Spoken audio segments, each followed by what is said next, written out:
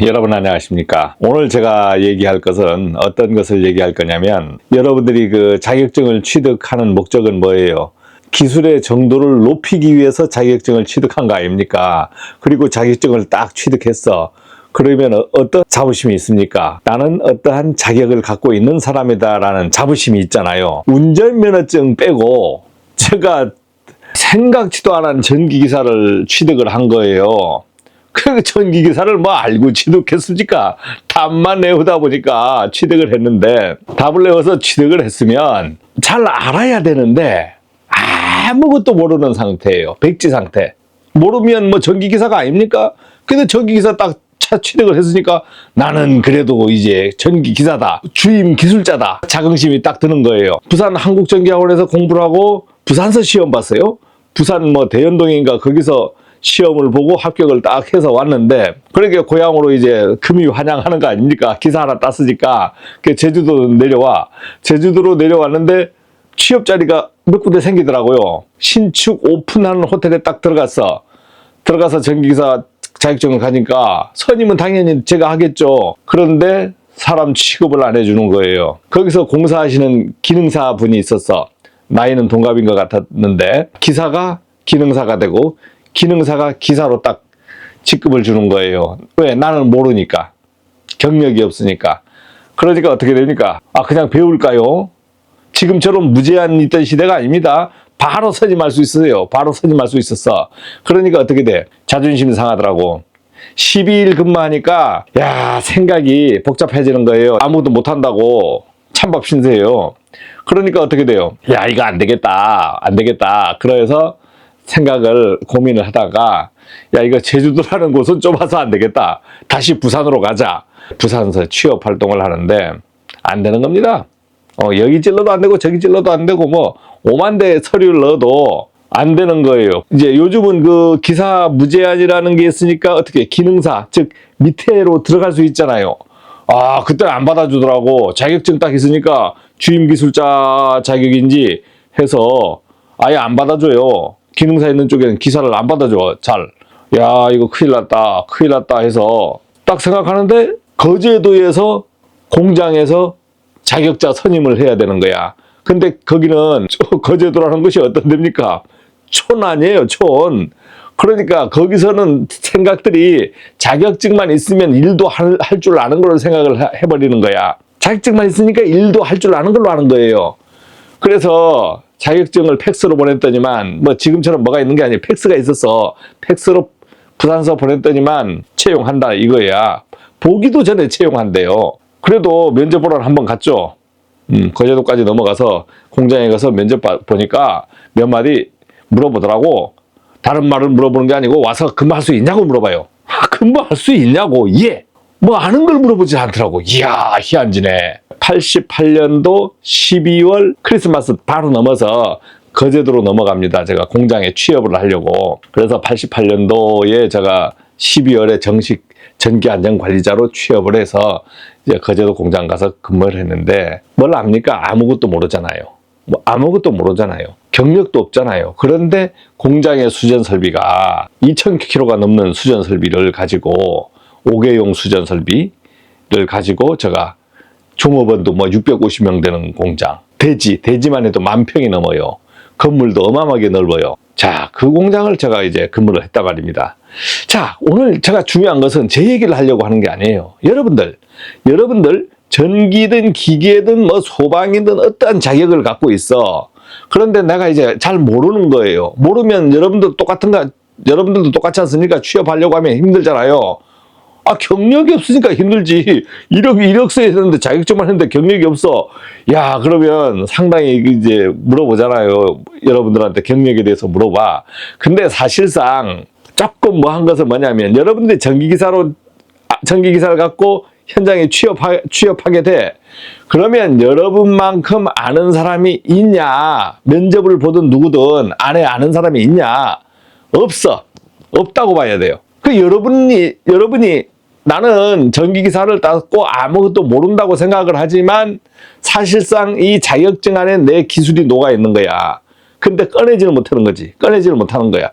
기술이 녹아 있는데, 그러면 면접 보러 갔을 때 여러분들은 할 수 있다라는 의지만 보이면 채용될 수 있는 가능성이 넓어요. 그 다음에 기사는 땄는데 어디서 구경을 못한 거예요. 현장 실무 경험을 못한 거예요. 그러면 실무가 어떻게 하는지를 모르니까 면접을 가도 대답하기가 쉽지 않습니다. 물으면 어떻게 혹시 할 수 있어요? 왜? 참 답변이 안 되는 거야. 그러면은 채용하는 사람도 우리 좀 경력자 써야 되는데 말이야. 이 골치 아프네. 이거 신빙들은 이거 어떻게 써먹을 수가 없어. 이렇게 하면서 주저주저 하면서 어떻게 가서 알겠습니다. 기다리십시오. 연락드릴게요. 이렇게 해서 끝내버린다고. 그 연락드릴게요 라는 말을 하면은 떨어진 거예요. 떨어진 거. 채용할 사람은 그 자리에서 바로 가능성을 바로 주고 채용합니다. 언제부터 근무할 수 있어요? 해서 막 확실한 걸 물어봐요. 확실한 걸 물어봐. 제가 이제 여러분들한테 강조하는 게 뭡니까? 할 수 있다라고 하잖아요. 무작정 하는 방법에 신경을 다 쓰고 출근해서 배워라 하는 게 우리가 그 지식이라는 걸 머리에 지금 자격증 공부한다고 책을 몇 과목의 책을 봤습니까? 5과목. 뭐 어떤 기사도 마찬가지입니다.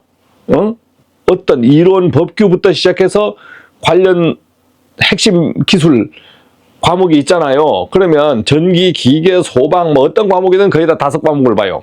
그 자격증, 기능사든 기사든 자격증 따려고 하면 노력을 얼만큼 합니까? 한 달 만에 땁니까? 1년, 최소 1년이에요, 여러분들. 맞잖아요. 한 번 떨어지면 1년이 넘어버리잖아. 그러면서 그동안에 어떤 공부를 해요? 포괄적인 공부를 막 해, 주입시켜. 답을 외우든 뜻을 알든 나는 어마어마한 것을 머리에 넣은 거예요. 그래서 풀었잖아. 답을 알든 뭘 알든 마구리 치든 여러분들 모르고 절대 합격 못합니다.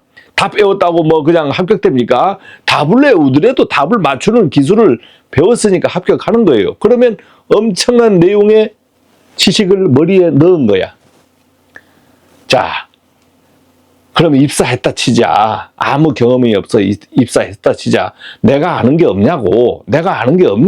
아니다 이거지. 자격증 안에 녹아놨어요. 여러분들이 지금 이 머리 보세요. 이 머리, 지금 제 머리에 뭐 등기 있는 거 보입니까? 근데 말이 막 나오는 거야. 근데 여러분들이 지금 살면서 누구하고 얘기하잖아. 인생 얘기하잖아요. 과거 얘기부터 하면은 1000시간, 10,000시간 얘기해도 얘기가 나와요. 그만큼 머리에 든 지식이 많다는 거지. 예? 저장된 게 많은 거야. 근데 그걸 적재적소에 꺼내지를 못하는 거예요. 그 다음에 어떠한 새로운 것을 해보려고 하면은 그것을 극복하는 기능을 극복하는 훈련이 안 돼 있어. 이제 그런 것이 문제가 되는 거지. 전기다, 기계다, 시설 관리다 어떻게 딱 들어가면 자격까지는 얻었는데 현장에 가서 해보려니까 그 실력이 어떤 어려움을 헤쳐나가는 훈련이 안 돼 있는 거예요. 그러니까 그 부분에 문제가 생기는 거야. 그 부분에.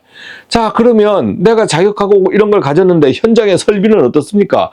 이야, 건축물부터 엄청나게 커. 그 안에 뭐 수전 설비부터 시작해서 뭐 전기 설비, 그 다음에 기계 설비, 공조 설비, 뭐 기계 설비 중에서도 펌프 설비, 공조 설비, 그 다음에 냉난방 설비, 그 다음 팬 설비, 그 다음에 위생 설비, 소방 설비, 감지기 설비, 그 다음 소화 설비, 통신 설비, 랜 설비, 전화 설비.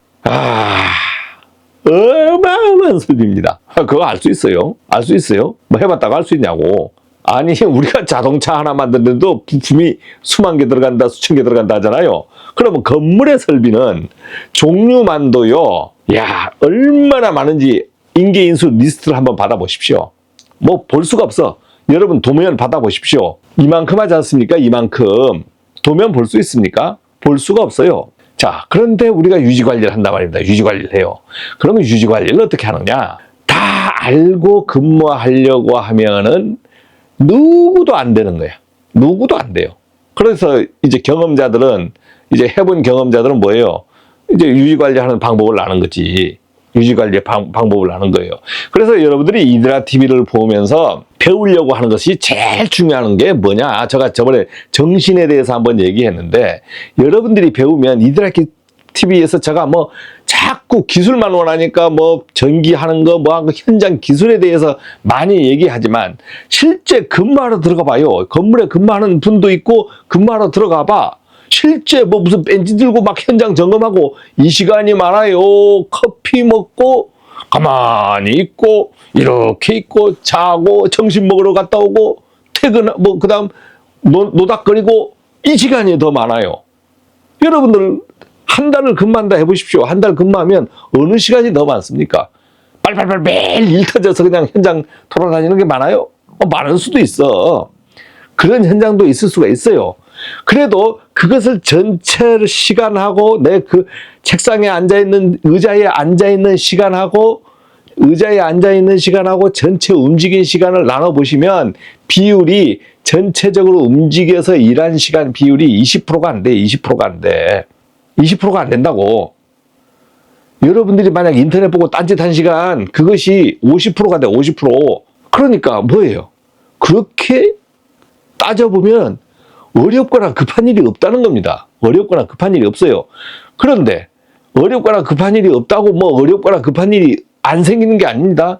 세상에 고치지 못하는 일들이 막 생겨. 왜? 우리가 현장에 가서 건물에 그 설비들이 딱 돼서 막 돌아가면 계속 돌아갔지만 새로운 고장 나는 것은 운전하는 설비들이 예전부터 미리미리 고장 난 게 아니잖아. 어느 날 갑자기 우리는 모르죠. 고장 원인을 그 자식밖에 모르는 거야. 그런데 어떤 고장이 딱 생겨. 그러면 그걸 해결하는데 저 같은 베테랑이든 신빙이든 해결은 다 해요. 해결하는데 시간이 걸리는데 다 시간도 또 걸려요.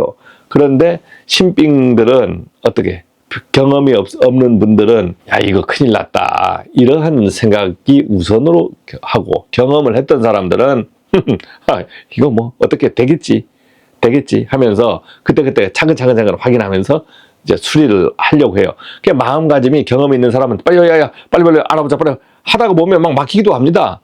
아이씨 그럼 내일 해볼까 생각하자. 그 다음에 어떤 것을 알아? 경험 있는 사람들은 이 설비를 세웠을 때 세워도 되는지 안 되는지 그걸 다 알거든요. 그 다음 대체할 수 있는 거, 안 되면 다른 방법이 있는지 이런 걸 아는 거예요. 근데 내가 경험을 안 해본 사람들은 야 이게 뭔지도 모르고 서야 되는지 안 서야 되는지 세워야 되는지 뭐 돌려야 되는지도 모르고 그러니까 뭐가 안 됩니까? 내 걱정만 하는 거지 답변, 질문에 대해서 현장의 민원에 대해서 어떻게 되고 있어요 하면 그거에 대해서 답변이 안 되는 거예요. 답변은 뭐 입으로 합니까? 구두 입으로 합니까? 입으로 할 때도 있어요. 그러나 어떠한 고장이 났을 때 답변은 어떻게 한다? 우선은 입으로 한다. 그리고 바로 문서로 바로 하면은 뭐 당장이 아니죠. 오늘 바쁘니까 내일 만들 수도 있고 모레 만들 수도 있고 그거에 대해서 문서로 고장 조치 보고서 고장 보고서 그다음에 유가 원칙으로 뚝 쓰고 나중에 언제까지 수리가 가능할 것 같은 외부에서 수리하고 이런 종류를 여러 가지 해서 보고를 해요. 실무에서 일 제일 잘하는 사람은 어떤 사람이냐? 협의를 잘하는 사람이에요. 협의를 잘하는 사람. 나는 누구하고 말도 못하고 협의도 못하고 아무도 못해. 그냥 내 일만 할게. 이러면 절대 안 크는 거예요. 못 크는 거.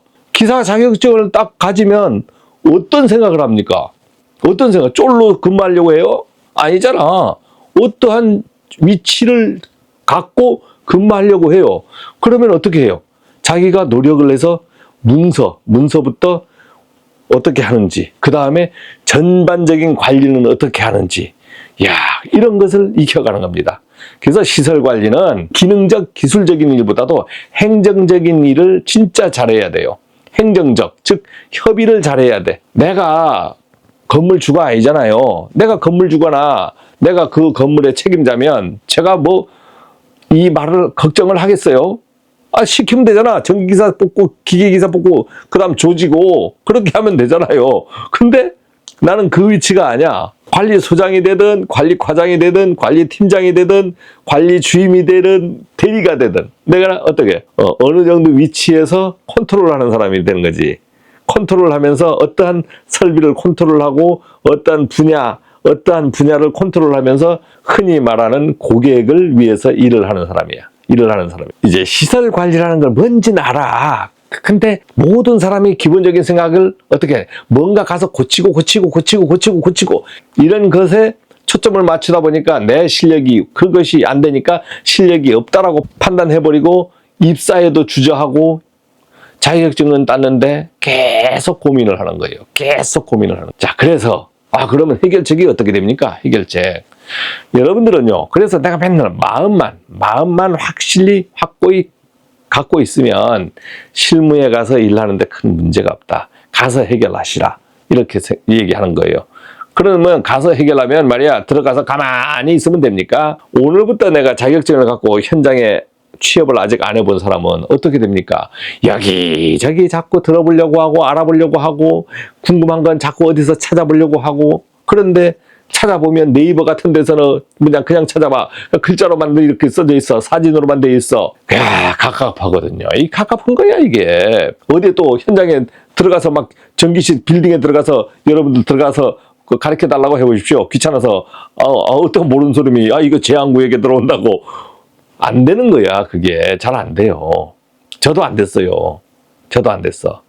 자, 그래서 어떠한 생각을 했냐면, 저는 이제 태생이 일단 제가 관리자로건 기술자로건 전기 주임이건 있을 때 태생이 그래요. 집안적인 태생이 기본적으로 나는 어떤 사람하고 기술 공유를 좋아합니다.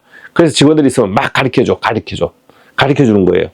내 핵심 기술을 가르쳐 주면 나를 자르든 뭐든 그런 내가 쫓겨나는 그런 상황에 위기에 닥쳤을 때 핵심 기술을 유출하는 것을 두려워하지 않고 있는 걸 다 가르쳐 주려고 합니다. 가르쳐 주다 보면 어떻게 돼요? 내가 공부를 해야 가르쳐 줄 거 아닙니까? 그러니까 내 실력이 더 늘더라.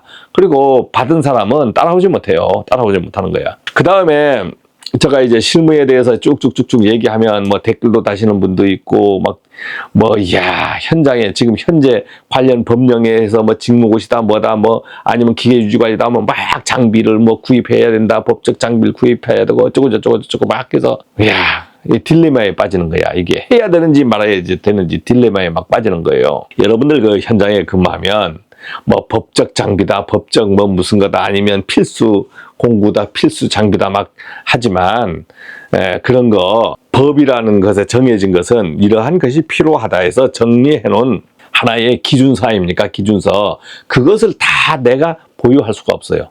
보유할 수가 없어. 그럼 어떤 게 그럼 맞는 겁니까? 현장에 여러분들 현장에 가보니까 벤치 드라이브밖에 없더라. 계측기도 하나밖에 없더라.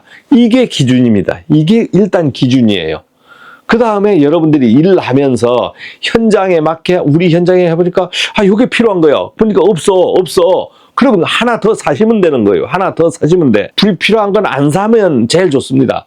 그런데 큰 빌딩 같은 데는 어떠냐면 용역을 제가 이제 관공서도 들어가고 5만 큰 회사의 대기업 빌딩들 관리하러 들어가잖아요. 야, 시설 직원이 전기 5, 기계 5, 건축 셋, 통신 이렇게 해서 만약 시설 직원이 한 30명 꾸며져서 들어가는 건물이야.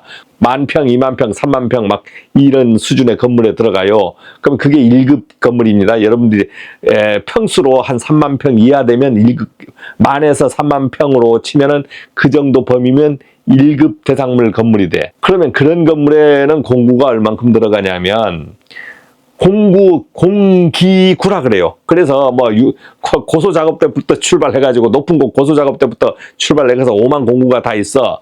그러면 그 공구는 어떻게 정해서 들어가냐면 과업 지시서라는 게 있어. 용역으로 갔을 땐 과업 지시서라는 게 있고 우리가 갑측이라 그래. 발주처에서 공구 갖춰야 되는 리스트를 자기네가 미리 뽑아놔요. 쫙 뽑아놔서 탁 줘서 이걸 갖고 들어오라 그래.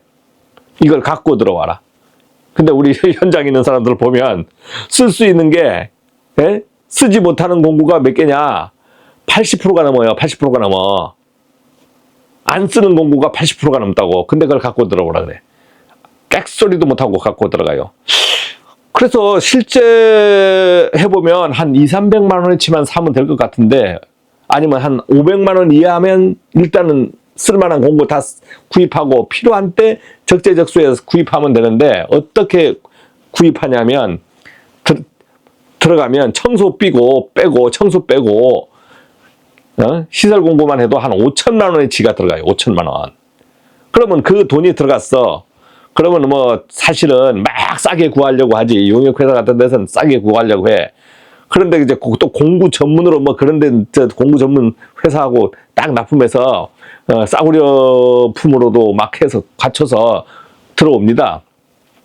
그래서 그러면 이제 현장에 경험자들은 이제 물어보지. 본사에서 만약 소장이 뽑히거나 누가 뽑히면 공기구 리스트하면 이거 어떻게 사야 되면 그때 필수적으로 이러이러한 것은 꼭 이걸로 사주시고 나머지는 알아서 납품하십시오. 집어넣으십시오. 뭐 이렇게 그렇게 해서 공구가 큰 트럭이 들어와요. 그러면 그거 쌓아놓고 그거 씁니까? 한 개도 안 씁니다. 그냥 있다가 3년 지나면 버리고 가요. 야, 이게 참 문제더라고. 갑갑해.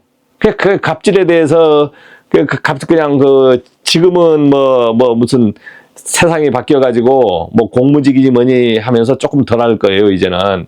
근데 용역인 때는 갑질에서 말이야 4개월에 한 번 분기마다 공구 검사와 아니면 6개월마다 공구 검사와 이렇게 해서 이 갑질을 하는데 돌겠더라고 돌아. 뭐 공구 검사에서 뭐 할 겁니까 공구 검사에서.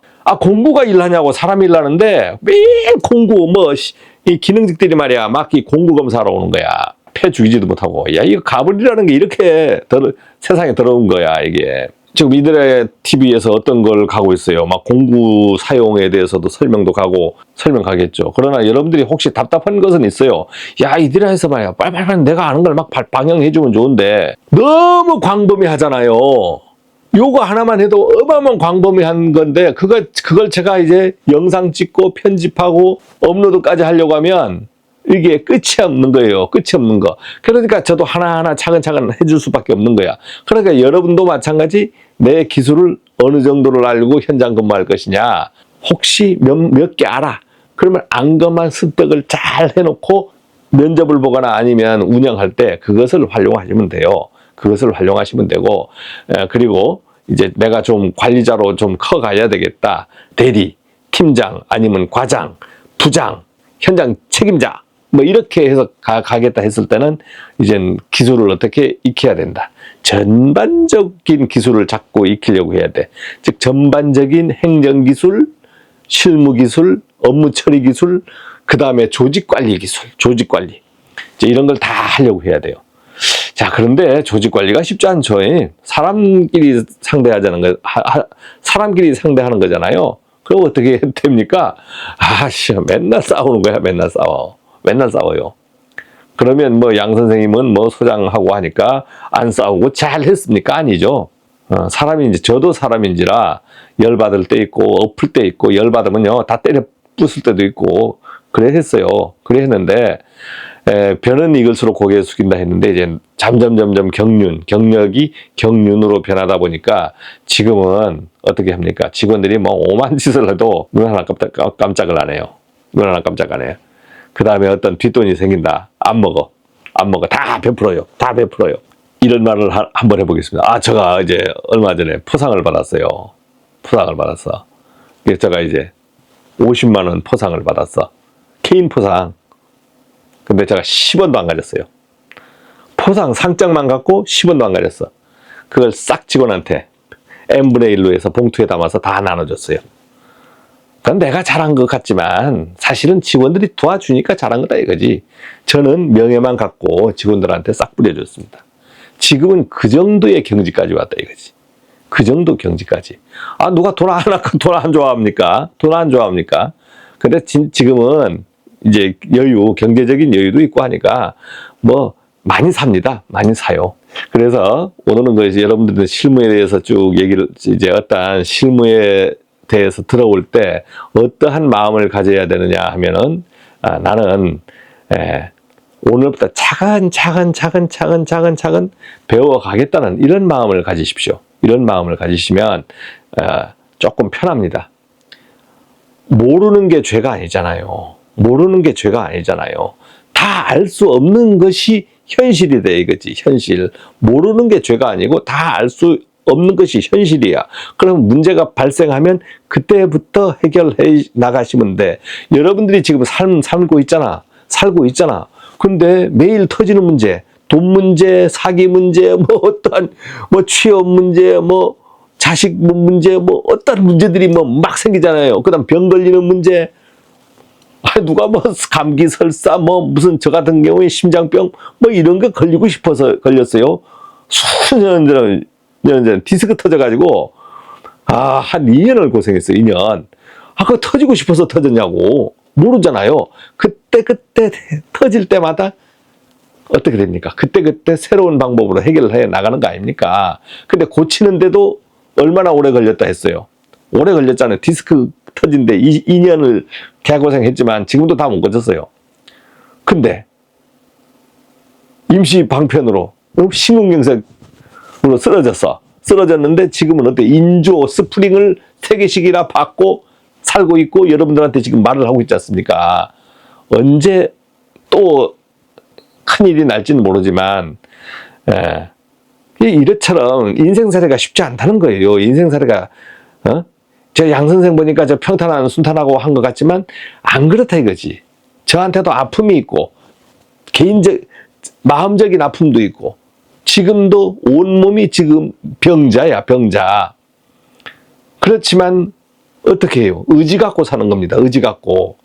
그러니까 여러분들 크게 걱정이라는 건 걱정만 한다고 해결이 안 되기 때문에 모든 것은 내가 하나하나 배워가면서 할 수 있는 마음, 의지만 가지시면 해결해 나가는데 취업을 하거나 어떤 걸 하는데 큰 문제가 없다라고 봅니다.